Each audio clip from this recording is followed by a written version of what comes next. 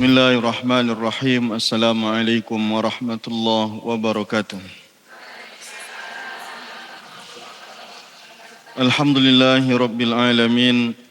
Allahumma salli ala sayyidina Muhammadin al-fatihi lima ukhliqa wal khatimi lima sabaqa nasiril haqqi bil haqqi wal hadi ila siratikal mustaqim wa ala alihi haqqa qadrihi wa miqdarihil azim.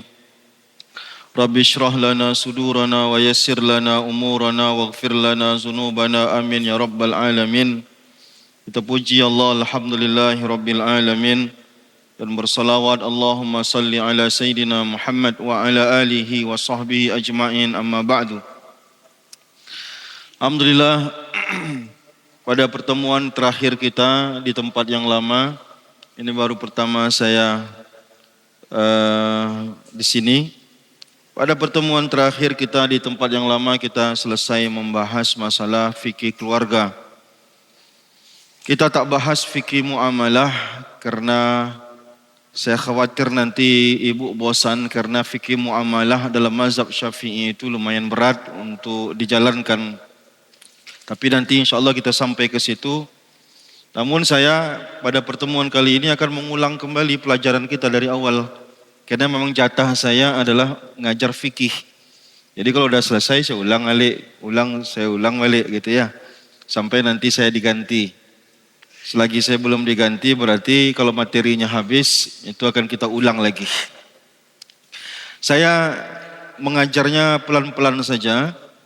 Kitab yang akan saya pakai untuk mengajar adalah kitab Al-Fiqhu Al-Manhaji. Satu kitab yang kontemporer dalam mazhab Syafi'i yang ditulis oleh ulama-ulama yang kontemporer, artinya bukan kitab klasik. Baik, ibu-ibu yang Allah muliakan, saya akan sampaikan materi ini setengah jam biasa. Nanti setelah itu jika ada yang ingin diskusi, kalau bisa fokuskan diskusinya kepada yang kita bahas. Kalaupun memang ada hal lain juga boleh, tapi kalau berkaitan dengan pembahasan itu jauh lebih mendalam ya. Kalau saya nanti tidak bisa jawab berarti ada pekan kedua nanti Ustaz Abdul Somad yang akan jawab. Nah, selagi saya bisa nanti saya jawab, kalau tak bisa nanti kita serahkan kepada yang ahlinya. Baik ibu-ibu yang Allah muliakan, kalau kita bahas fikih, dulu udah pernah saya jelaskan, maka fikih ibadahlah yang pertama yang akan kita bahas. Dan kalau kita bicara tentang fikih beribadah, maka yang pertama harus kita bahas adalah bersucinya. Karena tanpa bersuci ibadah tidak sah. Oleh karena itu selesai dulu bab bersuci sebelum kita masuk kepada bab-bab yang lain. Karena bersuci yang benar adalah kunci diterimanya ibadah kita. Terutama solat. Karena solat tidak sah dilaksanakan. Karena syarat sah solat adalah suci dari hadas dan najis.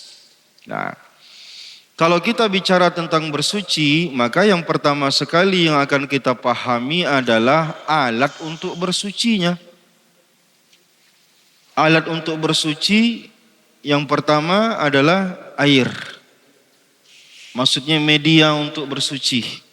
Nanti kalau kita tak bisa menggunakan air, baru nanti penggantinya debu. Nanti akan ada pembahasan tayamum. Nah, itu masih jauh pembahasannya. Nah, salah kita menggunakan air, tidak sah bersuci kita.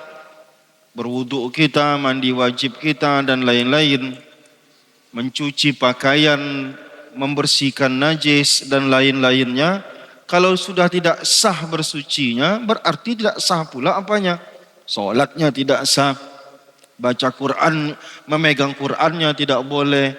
Tawafnya tidak sah dan lain-lain. Karena sebagian ibadah itu wajib dalam keadaan berwudu. Sebagian ibadah wajib dalam keadaan apa? Berwudu. Apa saja itu?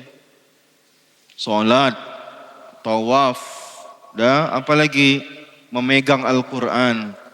Selebih dari itu sunnah hukumnya berwudu. Tapi untuk yang 3 ini tidak berwudu maka tidak sah. Nah, begitu. Baik. Berarti kita pertama sekali harus paham dulu air. Apa air yang bisa digunakan, apa saja air yang tidak sah digunakan.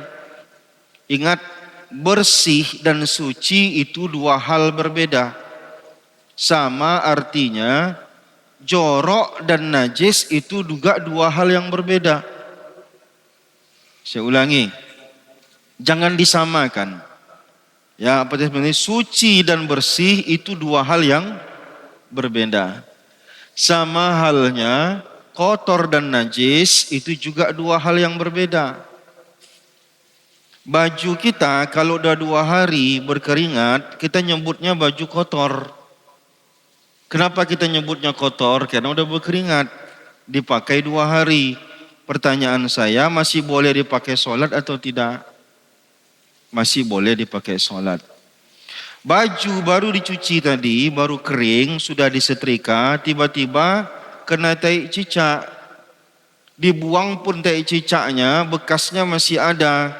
Baju itu kategorinya baju yang bernajis. Walaupun baru dicuci, tapi tidak boleh digunakan untuk sholat. Karena di statusnya bernajis, walaupun kita menyebutnya tidak kotor. Paham Ibu ya? Oke, ini penting. Kita membedakan mana najis, mana kotor, mana bersih, mana suci. Nah, ini sering ditanyakan oleh jamaah juga. Dan mereka kadang keliru dalam masalah ini. Tentang membedakan bersih dengan suci. Kalau air ludah kita nyebutnya kotor. Ada ludah, ada dahak. Kena ludah, kena dahak baju kita, baju itu boleh dipakai untuk sholat atau tidak? Boleh, karena statusnya cuma apa? Kotor, bukan bernajis. Yang tidak boleh kalau kena pipis sedikit sini, walaupun sedikit, yang lain bersih. Nah ini bernajis namanya, tidak boleh pakai sholat. Jadi mesti dibedakan bersih dan suci, kotor dan najis. Nah sekarang air. Air yang boleh ibu gunakan untuk berwudu, untuk mandi wajib, itu tidak sembarang air. Nah inilah yang akan kita bahas. Ternyata dari sisi suci atau tidak sucinya air itu, ini hati-hati di ibu kan di rumah perlu diperhatikan air ini baik-baik. Kita tak ada papan tulis ya. Dari sisi suci atau tidak sucinya air itu terbagi menjadi 4. Catat baik-baik, terbagi menjadi 4. 2 boleh digunakan untuk bersuci, 2 lagi walaupun suci tidak boleh digunakan untuk bersuci. Saya ulangi. Berapa macam air itu dari segi suci dan tidak sucinya itu ada 4. 2 boleh digunakan untuk bersuci. Maksudnya guna bersuci itu apa? Bisa untuk mandi wajib, bisa untuk berwudu. Yang 2 lagi tak bisa. Nah, berarti ibu mesti memastikan yang mana yang 4 itu. Yang mana yang 4 itu. Oke? Sampai situ nggak ada tertinggal Bu ya. Ini karena kalau tertinggal nanti dia bingung. Oh maksud tadi apa ya? Gitu. Kok bisa pangkal dan ujungnya mesti sama. Kalau ibu tidak lagi capek. Kalau lagi capek tidur pun tidak apa-apa. Tetap dapat pahala juga. Kalau masih mau mengikuti, kalau bisa mengikutinya, alhamdulillahirabbil alamin, saya pelan-pelan. Tak mesti langsung tamat hari ini. Setahun kita ini aja kita bahas, paham ibu, itu cukup itu. Misalkan, kan setahun kita bertemu 11 kali. Karena potong Ramadan, potong Syawal, 10 kali tinggal. 10 kali pertemuan ini cuma ini kita bahas. Dan mantap ibu, itulah mantap itu. Enggak pasti buru-buru. Oke. Saya ulang balik. Kita bahas tentang apa ibu? Air. Tak semua air bisa digunakan untuk berwudu ataupun mandi wajib. Karena air itu dari sisi suci dan tidak sucinya terbagi menjadi berapa tadi? 4. Oke, berarti ibu Bukan nyambung, maksudnya ibu sadar gitu. Baik, air yang pertama. Jadi sebelum masuk kemari, semua air, baik air yang turun dari langit, maupun air yang tumbuh dari, yang terdapat di bumi yang kita gali, maupun air yang muncul dari mata air, berarti berapa sumber air itu? 3. Ya, air dari langit, air dari mata air, dari bumi yang kita gali, air mata air, dan satu lagi air laut. Laut dan sungai disamakan, totalnya 7. Dari langit ada berapa? Hujan, embun, salju. Salju kan bukan hujan. Salju itu kalau dicairkan bisa enggak? Bisa. Air embun itu kalau dikumpul-kumpulkan bisa enggak? Bisa juga. Nah, berarti yang turun dari langit aja air itu ada berapa? 3. Yang dari laut ada 2. Laut, sungai berarti ada 2. Lalu kemudian air yang kita gali sumur. Dan satu lagi air mata air seperti air pegunungan. Berapa totalnya? 7. Saya ulangi. Dari langit 3. Hujan, salju, embun. Laut, sungai, sumur yang kita gali. Satu lagi apa? Mata air yang dari pegunungan termasuk zam-zam gitu ya. 7. Yang 7 ini beda rasanya. Baunya, warnanya. Laut punya ciri khas sendiri. Sungai punya ciri khas sendiri. Dalam bersuci, rasa ini tak jadi masalah. Saya ulangi. Boleh atau tidak bolehnya digunakan untuk bersuci, dari segi rasa yang 7 ini tak ada masalah. Dari rasanya, kalau laut tadi apa rasanya? Asin, tawar, dan segala macam. Rasa tidak mempengaruhi apa? Kesucian air. Baunya, warna aslinya tidak bermasalah sama sekali. Artinya 7 sumber ini mana saja boleh digunakan untuk suci. Mau air laut yang pahit asin boleh untuk bersuci. Maksudnya boleh berwudu, boleh mandi wajib dan seterusnya. Air salju, ibu kumpulkan salju itu lalu ibu cairkan, boleh untuk berwudu, boleh untuk mandi wajib, dan boleh untuk bersuci yang lainnya. Artinya 7 sumber ini semuanya boleh digunakan untuk bersuci. Tapi yang 7 ini dari segi kesuciannya bisa terbagi menjadi 4. 1. Dari segi suci dan tidak sucinya. 1.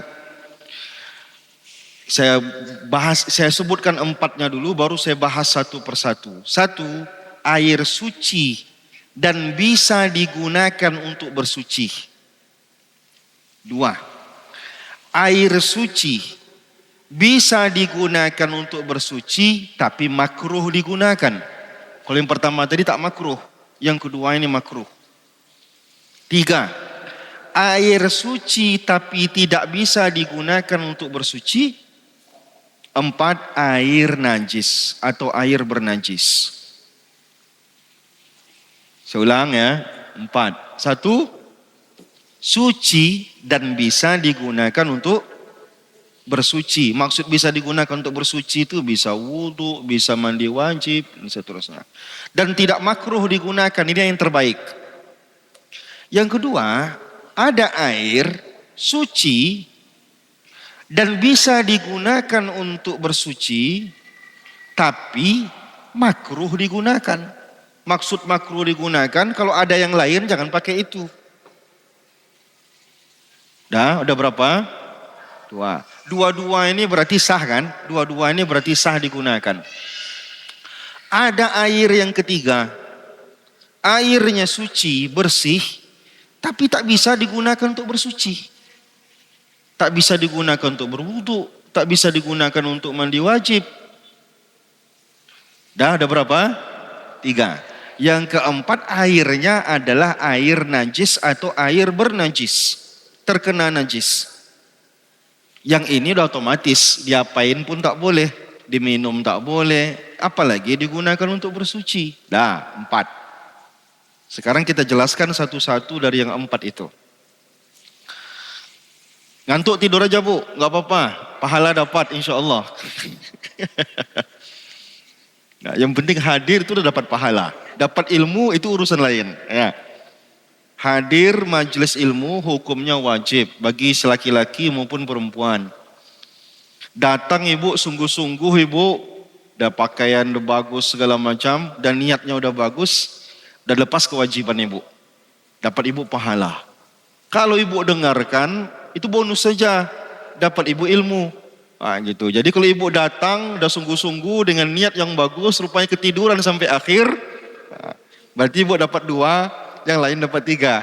Lepas kewajiban, dapat pahala, tapi ibu tak dapat ilmunya gitu. Gak apa-apa.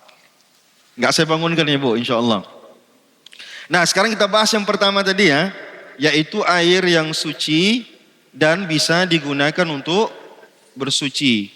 Apa tadi definisi bisa digunakan untuk bersuci?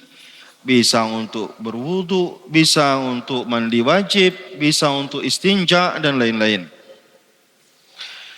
Kapan apa itu? Yaitu al-ma'ul mutlaq al-baqi ala wasfi khalqatihi allati khalaqallahu alaiha. Kalau bahasa kitanya, yaitu air yang tetap dalam kondisinya sebagaimana dia dari sumbernya. Macam bagaimana dia sumber datangnya air tadi itu, air hujan. Belum mengalami perubahan. Belum mengalami perubahan ini, tapi kan air bisa berubah. Contoh misalkan air keran ibu, bisa nggak berubah? Baunya, warnanya. Makanya tidak semua berubahnya air itu bermasalah. Contoh misalkan air udah seminggu dalam ember, agak lain warnanya sedikit, itu tak masalah. Nah, apa contohnya lagi? Belum mood dia air itu, tak masalah. Atau misalkan ibu tinggal di daerah yang airnya ada belerangnya, kan bisa berubah airnya itu. Perubahan alami seperti ini tak jadi masalah. Air ibu dari Kampar mengalir ke Siak, ke Bengkalis. Dari Kampar warna teh susu sampai ke Bengkalis jadi warna teh pahit. Tak jadi masalah, itu alami perubahannya. Gitu. Karena kecuali nanti ada zat yang membuat dia berubah, itu baru bermasalah. Misalkan masuk tikus, masuk tai, segala macam, itu baru bermasalah dia. Kalau perubahan secara alami, itu tidak jadi masalah. Jadi ibu misalkan pergi ke Sumbar, rupanya air dalam ember lupa membuangnya, pulangnya rupanya tengok ada belumut-belumut. Masih bolehkah dipakai untuk berwudu? Masih boleh, tidak ada masalah. Itu dia. Air yang model begini, ini air yang masih kondisinya murni, belum ada perubahan seperti ini, artinya tidak ada perubahan yang sesuatu yang membuat dia berubah. Ini namanya air yang mutlak. Air mutlak itu belum mengalami perubahan, belum dikait-kaitkan dengan lain. Itu dia. Itu yang pertama. Paham Bu yang pertama ini? Oke. Kalau tak paham kita ulang lagi. Kalau jangan kita terus tapi rupanya lupa. Baik, yang kedua tadi ada air suci boleh digunakan untuk bersuci tapi makruh digunakan. Kapan itu? Air yang makruh digunakan. Apa arti makruh dulu? Makruh itu sebaiknya jangan digunakan. Tapi berdosa enggak menggunakan air makruh? Enggak. Cuma tak elok saja pakai itu. Artinya kalau ada saingannya, jangan pakai yang itu. Nah, itu namanya air makruh. Berarti kalau ibu berwuduk pakai air makruh, wuduknya sah atau tidak? Sah. Tak ada masalah. Nah, sekarang pertanyaannya adalah, kapan air itu makruh digunakan? Dalam mazhab Syafi'i ada dikenal dengan ma'ul musyammas. Apa itu ma'ul musyammas? Air yang panas terjemur matahari. Tapi ada syarat-syaratnya. Syaratnya apa? Catat, 1. Air itu makruh digunakan, syarat 1. Terjemur matahari jika memang tempatnya, lokasinya berada di biladin harah, di negara yang ada musim panasnya. Tempat kita ada musim panas enggak? Udah selesai, enggak ada musim panas tempat kita. Mana ada musim panas tempat kita? Berarti di tempat kita air begini ini enggak ada. Tapi ibu kalau jam 2 siang berwudu, panas pipanya, rupanya bukan airnya, pipanya yang terjemur matahari. Toren ibu di atas itu yang terjemur matahari. Tapi kampung kita kan tidak ada musim panasnya. Kampung kita ini kan kampung mu'tadil, seimbang cuacanya. Tidak ada musim panas, tak ada musim dingin. Yang ada cuma musim hujan, musim kemarau. Berarti di tempat kita tidak ada air yang makruh tadi. Itu syarat yang pertamanya. Syarat yang keduanya, ayyakuna mawdu'an bi'awanin muntabi'atin ghaira zahab wal fiddah kal hadid wan nusah wan nuhas. Embernya atau torennya terbuat dari tembaga atau besi. Kalau ibu, toren ibu terbuat dari apa? Karet kan, atom kan, maka tak ada masalah. Nah, kalau terbuat dari emas dan perak, justru haram hukumnya. Karena tidak boleh tempat penampungan air kita itu terbuat dari emas dan perak. Tak sah wuduk kita, berdosa dia gitu. Termasuk cangkir nih. Misalnya ibu saking kayanya minta sama suami ibu gelas khusus terbuat dari emas dan perak. Ya gitu. Apa hukumnya? Haram. Tapi kalau pakai cincin tidak ada masalah. Sekilo pun ibu pakai tidak ada masalah. Kalau ini kan lambang kesombongan. Ya. Sombong tak sombong pun haram juga. Karena dalilnya kalau pakai cincin sekilo misalkan beratnya. Haram atau enggak? Kalau sombong? Haramnya sombong, haramnya karena sombongnya bukan karena emasnya gitu. Misalkan ibu pakai rantai besar, nunjukin ke ibu-ibu pengajian misalkan. Oke, berarti di tempat kita nggak usah dikhawatirkan air model begini ini enggak ada. Pertanyaan kita, mengapa air ini dimakruhkan oleh ulama? Kata Imam Syafi'i, la akrahul ma' al-musyammas illa min jihatit tib. Hanya sebabnya karena khawatir dari sisi medis. Karena dari sisi medis katanya menurut Imam Syafi'i, air yang panas terjemur matahari itu bisa menyebabkan penyakit kusta kulit. Katanya begitu sehingga dimakruhkan. Nah gitu. Itu juga pendapat yang dikutip dari Sayyidina Umar bin Khattab radhiyallahu taala anhu. Udah berapa Bu? 2. Berarti dua-dua ini sah. Tak ada masalah. Nah, sekarang air yang ketiga. Air yang suci tapi tidak bisa digunakan untuk bersuci. Air model begini ada 2 macam. Air yang model begini ini maksudnya apa tadi? Air yang suci tapi tak bisa digunakan wudu, tak bisa digunakan mandi wajib. Ini ada 2 macam. 1. Pertama, air itu sedikit dan musta'mal. Sedikit musta'mal. Apa yang dimaksud dengan sedikit? Udah pernah saya jelaskan. Perhatikan baik-baik kalau perlu dicatat. Air itu dari segi volume harus dipisah, ibu harus paham mana yang disebut sedikit dan mana yang disebut dengan banyak. Masih ingat dulu kalau pembedanya berapa? 2 kullah. Tak sampai 2 kullah namanya sedikit, lewat dari 2 kullah namanya banyak. Sekarang pertanyaannya 2 kullah itu berapa? Di kitab-kitab fikih kontemporer disebutkan 2 kullah itu sekitar 200 liter. Ada yang mengatakan 216, ada yang mengatakan 209, intinya sekitar 200 liter. Coba nanti di rumah ibu, ember ibu setinggi apa? Yang segini itu otomatis tidak akan masuk itu. 1 drum itulah kurang lebih. 1 drum itu berapa liter itu bu? Ya sekitar gitulah, saya pun kurang tahu juga. Ibu cari nanti, kalau ember-ember orang sekarang itu tak akan masuk dia bu. Karena ember kita tuh kan masih sekitar ketinggiannya paling 30 liter isinya. Kayak sejerigen yang isi air itu paling 30 liter isinya. Berarti masih jauh.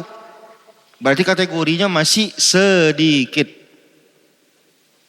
Karena kalau banyak harus di atas berapa tadi? 200, sekitar 200 liter ke atas baru namanya banyak. Lewat 2 kula namanya.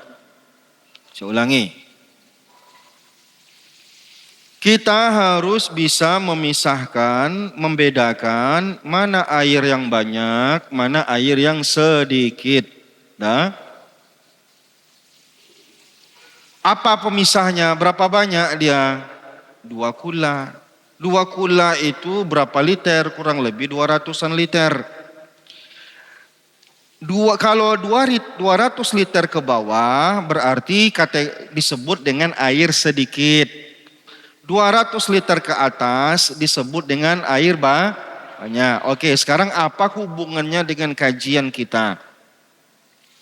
Ada air yang disebut dengan air musta'mal. Air apa namanya?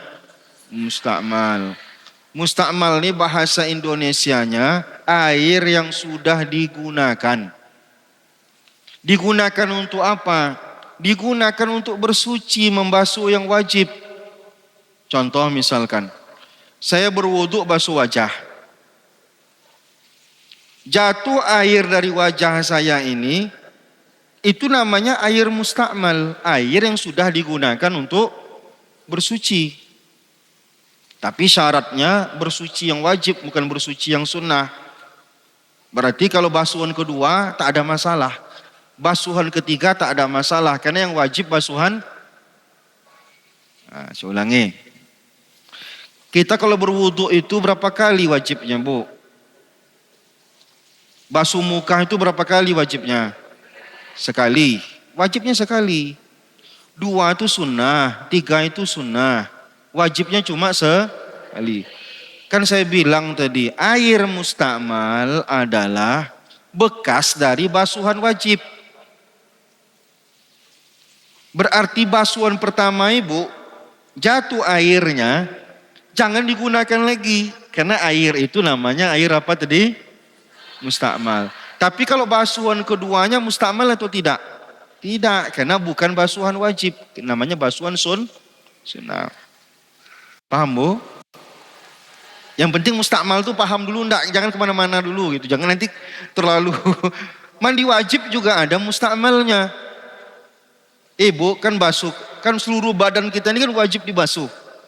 Basuhan kita yang pertama ini seluruh badan kita, air yang jatuh dari badan ini namanya air musta'mal. Enggak boleh itu lagi ditampung lalu dimandikan lagi. Paham bu? Oke. Masalahnya di mana? Di ember ibu masalahnya. Air itu masuk ke ember ibu lagi, banyak dia. Kalau dikit enggak masalah. Misalkan ibu nih kan, ini embernya kecil gitu. Ibu ambil air, masuk airnya ke ember itu lagi. Itu namanya musta'mal. Tidak bisa lagi ibu gunakan. Ngertos bu? Bahasa Sunda pula udah. Oke. Apa kaitannya sedikit dengan banyak? Mustakmal kalau airnya jatuh ke air yang sedikit.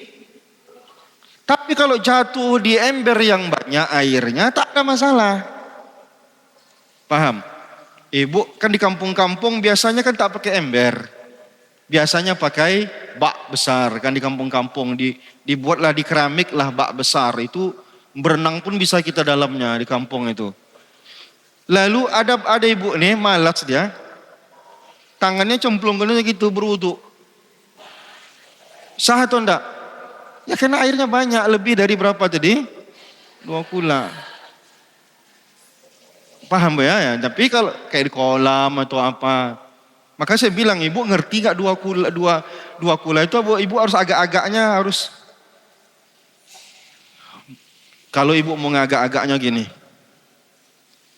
Menurut mazhab Syafi'i, kalau pengen mengagak-agak, kalau ember ibu itu peta 4 misalkan, setiap sudutnya sepanjang 1 hasta seperempat. Ini 1 hasta kan?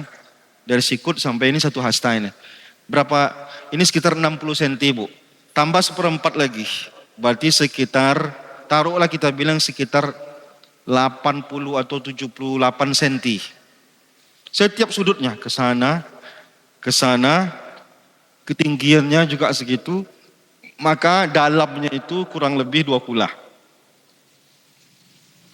Ini agak-agaknya bu ya. Pastinya betul tentu diuji dulu. Karena kan dia hasta saya sama hasta anak-anak tentu beda dengan dia ini normalnya ini. Paham maksudnya bu? Saya ulangi. Ibu udah melamun-melamun saya tengok. Nah, supaya ibu bisa mengagak-agak ini airnya seberapa banyak, udah sampai 2 kula atau belum. Yang enak itu kalau ember itu peta 4 dia. Setiap sudutnya 1 hasta seperempat. 1 hasta seperempat kan kurang lebih segini kan? Kesininya segitu, kesananya segitu, ke atasnya segitu, kurang lebih isinya itu udah 2 kula. Luasnya berapa? Wallahu a'lam bishawab. Artinya setiap sudut dia 1 hasta seperempat. Itu agak-agaknya begitu. Nah, jadi kalau seandainya air wudhu ibu, wudhu tadi yang udah jatuh dari badan, beda dengan misalkan ibu ember sekali gayung banyak. Tak semuanya kena ke tangan. Yang jadi mustakmal hanya yang jatuh dari tangan ini. Kalau yang tertumpah dari ini kan tak kena tangan dia, tak kena anggota wudhu. Yang kena ini aja yang mustakmal. Masalahnya di mana? Tadi ember kita terlalu kecil di rumah, maka yang lebih kalau pakai keran air kan aman. Nah gitu ya, kita wudhu pakai keran. Ini masalahnya kalau kita masih menciduk, itu yang jadi masalah. Nah, itu namanya air, itu air yang suci. Maksud suci itu apa? Air itu bersih. Ibu kan misalkan ibu ini udah mandi dulu, udah bersabun, pokoknya muka ibu udah bersih. Dah, baru ibu berwudhu. Nah, air yang kena ke muka ibu ini bersih atau tidak? Bersih lah. Nah, itu makanya disebut airnya suci, boleh diminum juga, tapi tidak bisa mensucikan, tidak bisa digunakan untuk wudhu, tak bisa digunakan untuk mandi wajib. Itu maksudnya air suci dan tidak mensucikan itu. Ada lagi yang kedua, airnya suci mutlak. Tadi sudah saya jelaskan air mutlak itu yang air belum terkontaminasi apa-apa. Tapi air ini bercampur dengan benda bersih.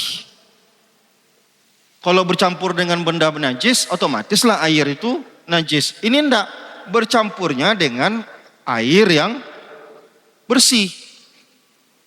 Yang tak bisa dipisahkan. Contoh ini, air ini bersih enggak? Ya ini termasuk air suci tapi tidak bisa mensucikan. Airnya sudah dicampurkan sesuatu benda suci ke dalamnya, benda bersih dalamnya, yaitu teh. Teh itu bersih. Karena kalau tak bersih dia nggak boleh diminum. Di antara hal yang tak boleh dikonsumsi adalah najis. Ini kan bersih dia.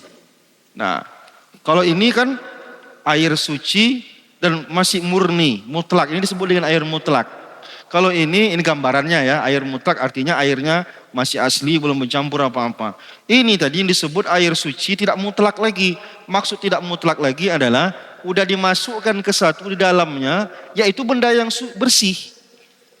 Karena kalau benda yang najis dimasukkan, bukan namanya beda lagi.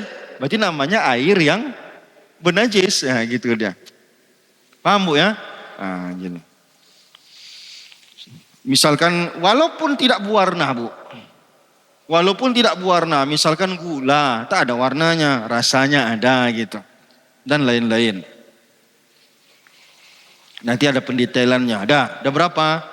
3. Yang ketiga ini tidak sah digunakan untuk berwudu maupun mandi wajib. Pertama, karena dia mustakmal. Yang kedua, bercampur dengan benda yang bersih yang larut ke dalamnya. Yang keempat namanya adalah air najis.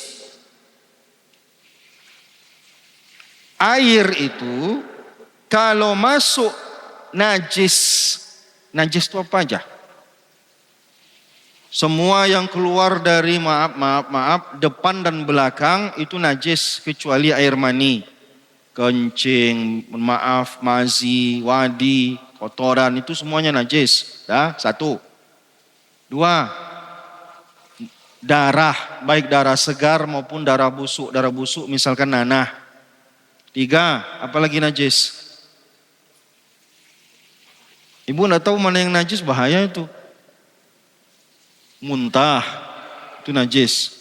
Apalagi bangkai. Apalagi minuman memabukkan. Tatua, entah bir, entah apa. Apalagi ya anjing babi, nanti urusannya lain. Nah, ini yang biasanya yang benda najis. Nah, sekarang yang contohnya misalkan tikus mati, itu kategorinya najis atau tidak? Kalau hidup? Saya ulangi. Tikus kalau hidup najis atau tidak? Bukan dimakannya, dipegangnya, najis enggak dia? Apa itu? Kalau dia mati baru jadi bangkai. Kalau dia hidup tak jadi bangkai dia, Bu. Namanya bangkai itu mati dulu dia baru bangkai. Paham maksudnya, Bu? Tikus masuk, tikus hidup, tup melompat dia ke air, langsung pergi lagi dia. Suci enggak airnya?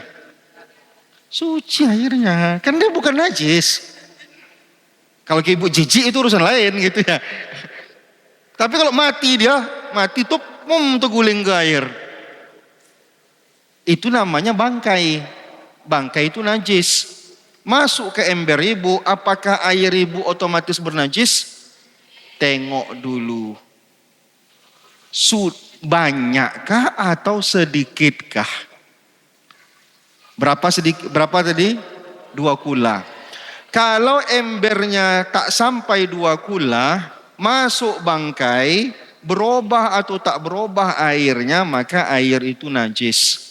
Tak boleh berwudu, tak boleh lagi untuk mandi wajib. Tapi kalau di atas itu airnya, banyak airnya, air itu tetap suci asalkan ada pengecualiannya. Asalkan tidak berubah salah satu dari 3 ciri air. Apa 3 ciri air? Rasa, bau, warna.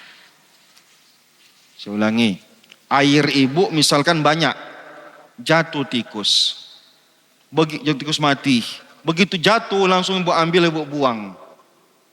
Ibu tengok airnya, berubah enggak rasanya? Ibu tes, aman. Kan memastikan nih. Baunya aman, rasanya, warnanya aman. Berarti air itu masih suci. Boleh wudu, boleh mandi wajib. Tapi kalau berubah salah satu dari yang 3 tadi, enggak ada cerita. Berarti air itu walaupun sebanyak manapun, kalau udah berubah dia gara-gara najis tadi, maka air itu bernajis dia. Buang, tak bisa wudu, tak bisa mandi wajib di situ. Nah, itu Bu ya. Saya tak detail-detail betul ini, yang kulit yang gini-gini aja biar mudah untuk ingatnya. Kalau detail-detail betul, yang ini aja nanti 3 tahun kita. Nah, ini dulu. Baik, 4 tadi mudah-mudahan bisa diingat. Sekarang kalau ibu pengen mendetail betul, Ada yang ingin diskusi, saya persilakan. Kalau ada yang kertas-kertas, utamakan berkaitan dengan materi kita, mudah-mudahan memperkuat pemahaman kita. Kalau catatan ibu tadi itu ada yang tertinggal, bilang biar saya ulang balik.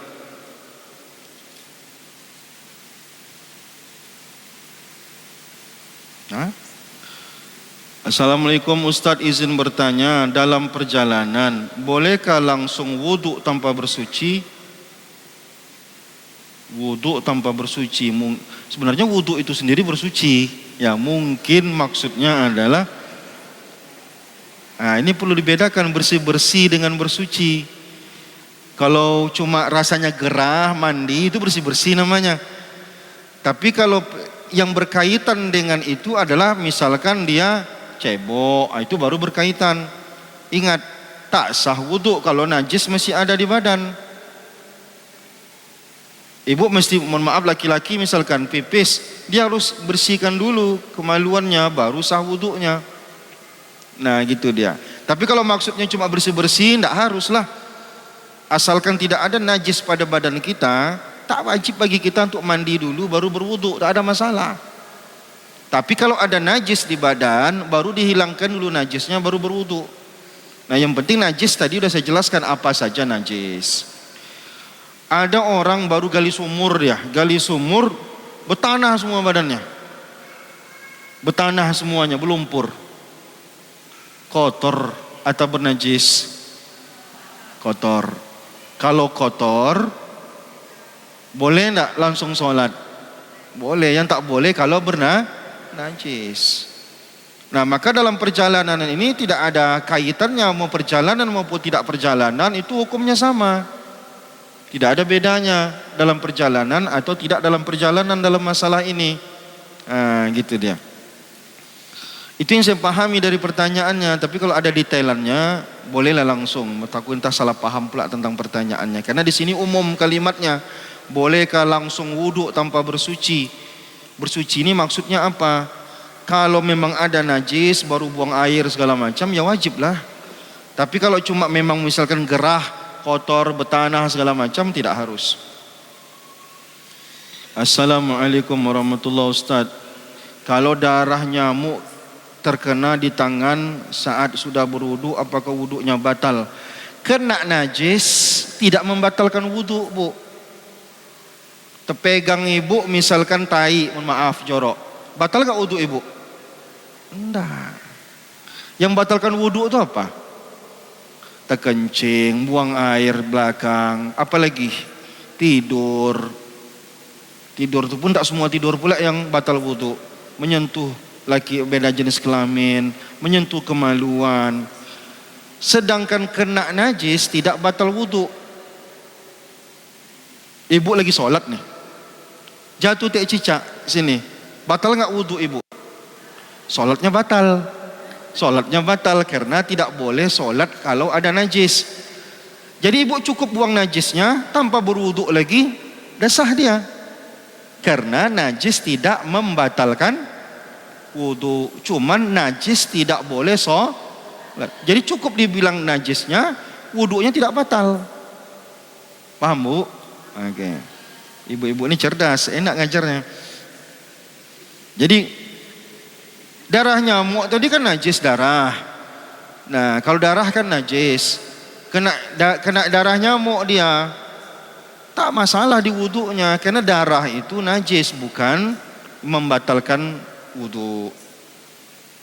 Nah yang kedua, itu pun kalau nyamuk cuma sedikit itu dimaafkan, karena di antara najis yang dimaafkan itu kalau jumlahnya sedikit. Misalkan kita sholat, garuk-garuk rupanya jerawatnya kena, dikit cuma darahnya gitu, itu dimaafkan. Tapi kalau bisul pecah itu baru tengok dulu, gitu. Ibu lagi sholat, posisinya terduduk, mak mencocor, maka berarti dia batal sholatnya, karena banyak gitu, meletus dia. Kalau bacaan takbir pertama saat sholat, berapa harakat panjang takbirnya Ustadz? Takbir pertama termasuk takbir pendek. Maksudnya dia boleh dibaca panjang, tapi tidak afdol sepanjang-panjangnya, karena termasuk takbir pendek. Takbiratul ihram pertama, Allahu Akbar. Disunnahkan jangan panjang-panjang betul. Yang boleh panjang-panjang betul itu sesuai dengan gerakannya. Sujud panjang, naik dari sujud, itu namanya takbir panjang. Jadi dalam sholat itu ada takbir panjang, ada takbir pendek. Tapi pendek atau panjang tidak menentukan sah atau tidak sah. Tapi ingat, baca takbiratul ihram itu ada 20 syaratnya.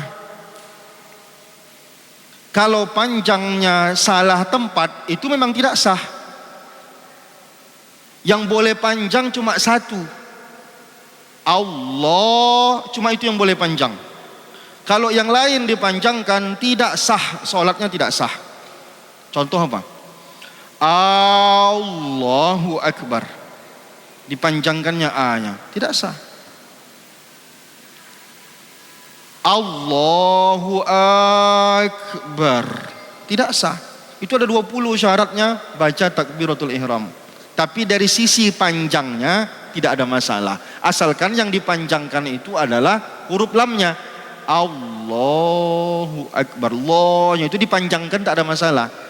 Tapi kalau yang lain dipanjangkannya, itu baru bermasalah. Ada adik kan ada belajar bahasa Arab. Ada huruf istifham namanya, huruf kata tanya, huruf pertanyaan, yaitu alif. Allahu Akbar, apa artinya? Yang kita kehendaki kan Allahu Akbar, Allah Maha Besar. Kalau dipanjangkan A-nya, Allahu Akbar, artinya beda. Apa artinya? Apakah Allah itu besar? Itu artinya. Jadi kata tanya dia. Nah, gitu. Cuman yang kalau masalah berapa harokat tidak ada masalah. Cuman disunnahkan saja. Takbiratul ihram itu jangan panjang-panjang betul, karena dia termasuk takbir yang pendek. Bagaimana cara kita melaksanakan ibadah saat kita sedang dirawat di RS dan kita dalam keadaan berhadas besar? Kok bisa berhadas besar maksudnya? Oh ya, haid mungkin. Dan pakai pempes dan tidak bisa ke kamar mandi. Tetap begini. Kalau orang, salah satu syarat sah solat adalah bersuci. Kalau ada terpasang kateter, ada pempes, ada pispot dan lain-lain, itu berarti ada najis pada badan kita. Tetaplah harus kita singkirkan najis ini. Nah, pertanyaannya bagaimana kalau tidak mampu? Kalau tidak mampu, tetap berwudu meskipun pempes terpasang. Tetapi ada tetapinya. Kan tadi sebenarnya tidak sah ini.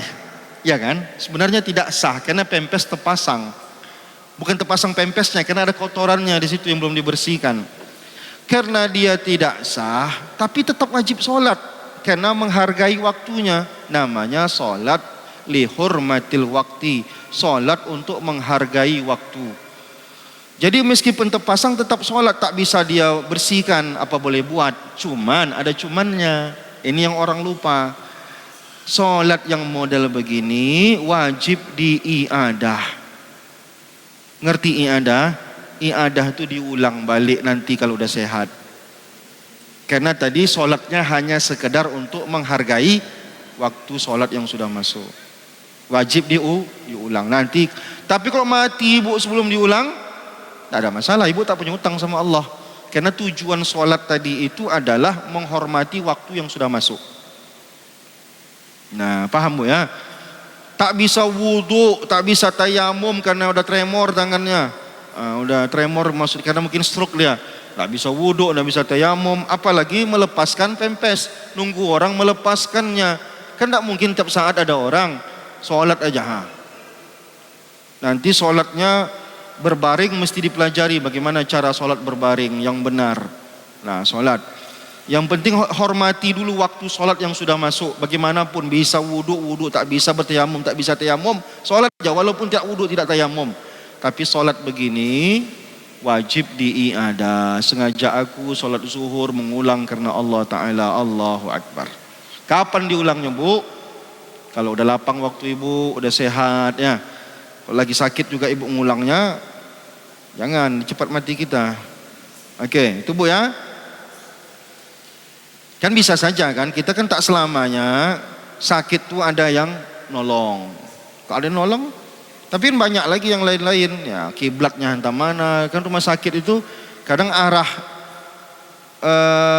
kasur itu kan tidak otomatis arah kiblat. Tak mungkin geser-geser tempat tidurnya. Ustaz mau tanya, kalau ambil wudhu apa harus air mengalir? Tidak, di ember pun boleh. Tak ada masalah, mengalir dan tidak mengalirnya tidak ada masalah. Kamar mandi kan jadi satu sama WC. Kamar mandi bersatu sama WC, wudhunya sah. Yang jadi persoalan adalah bacaan-bacaan ini. Kita tidak boleh menyebut nama Allah. Kan sunnah bacaan-bacaan itu. Gak usah kita bismillah. Yang jadi masalah cuma itu, bukan wudhunya. Wudhunya tak ada masalah. Asal jangan air toilet dulu ibu wudhu kan. Menajis soalnya. Ini kan beda dia. Kan airnya beda. Cuman hati-hati. Kita pipis di situ.